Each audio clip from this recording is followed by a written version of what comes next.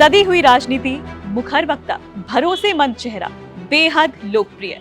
कर्नाटक की राजनीति में एक सामान्य कार्यकर्ता से मुख्यमंत्री तक का सफर तय करने वाले सिद्धारमैया की यही पहचान।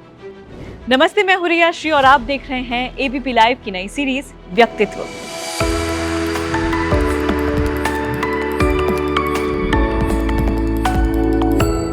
आज इस वीडियो में हम कांग्रेसी नेता और कर्नाटक के पूर्व मुख्यमंत्री सिद्धारमैया के राजनीतिक करियर पर नजर डालेंगे। पेशे से वकील रहे सिद्धारमैया ने 1978 में सक्रिय राजनीति में कदम रखा। सिद्धारमैया स्पष्ट बोलने वाले व्यक्ति हैं। यही वजह है कि उन्हें जनता का साथ मिलता रहा।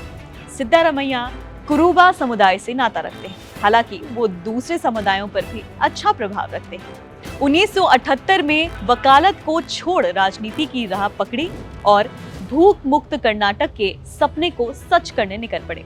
1983 में वो भारतीय लोकदल की टिकट से चुनाव लड़े और विधानसभा पहुंच गए। हालांकि जीत के बाद वो सत्तारूढ़ जनता पार्टी में शामिल हो गए और सालों तक एचडी देवेगौड़ा के साथ निष्ठापूर्वक तरीके से काम करते रहे।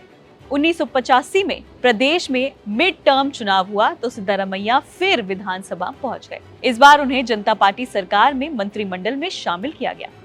रामकृष्ण हेगड़े की सरकार में सिद्धारमैया ने पशुपालन और ट्रांसपोर्ट मंत्रालय संभाला, लेकिन 1979 में चुनाव में उन्हें हार का सामना करना पड़ा।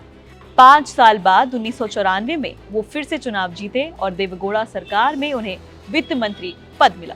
1996 में उन्हें उप मुख्यमंत्री का पद भी मिला, लेकिन जब जनता दल दो फाड़ में बढ़ गया तब वो देवेगौड़ा के खेमे में जाकर शामिल हो गए।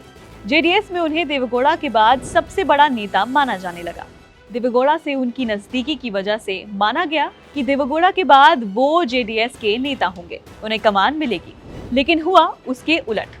देवेगौड़ा ने पार्टी के वफादार सिद्धारमैया की जगह अपने बेटे कुमारस्वामी को चुना। कुमारस्वामी ने शुरुआत में राजनीति में कदम रखने से इनकार कर दिया था और फिल्म इंडस्ट्री में सालों तक सक्रिय रहे, लेकिन पार्टी की कमान मिलने के बाद वो पूरी तरह से राजनीति में सक्रिय हो गए। ऐसे में सिद्धारमैया को समझ में आने लगा था कि वो जेडीएस में रहते हुए वो मुकाम हासिल नहीं कर पाएंगे जिसकी वो ख्वाहिश रखते हैं। इसके बाद साल 2005-06 में सिद्धारमैया को जेडीएस से बाहर का रास्ता पकड़ना पड़ा और कांग्रेस में वो शामिल हो गए। कर्नाटक की राजनीति के शिखर तक पहुंच गए और अब एक बार फिर से सिद्धारमैया मुख्यमंत्री की दौड़ में सबसे आगे हैं। वो कह चुके हैं कि ये उनका आखिरी चुनाव है। हालांकि उन्हें पार्टी के अंदर से भी चुनौती मिल रही है। डीके शिव कुमार कांग्रेस के प्रमुख चेहरे के तौर पर उभर कर सामने आ रहे हैं।